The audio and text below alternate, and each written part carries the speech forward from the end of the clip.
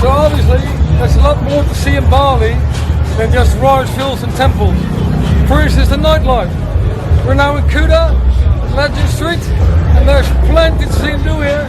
So let's have a look what we can find.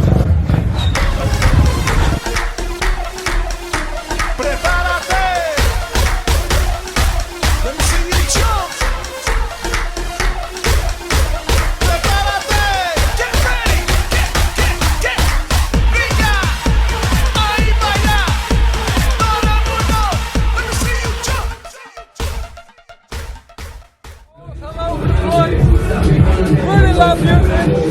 Great combo.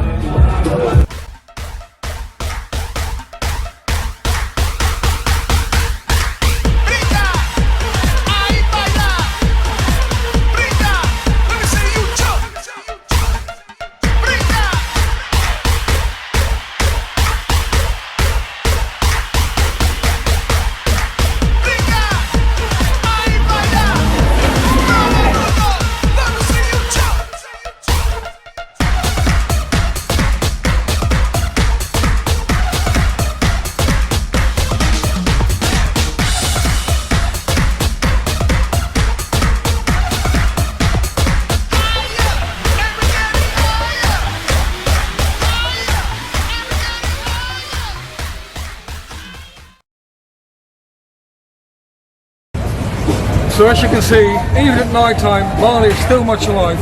You can either go for a drink, go clubbing, listen to some nice live music, go shopping, get your tattoo done, or get a nice relaxing massage. It's completely up to you. Enjoy!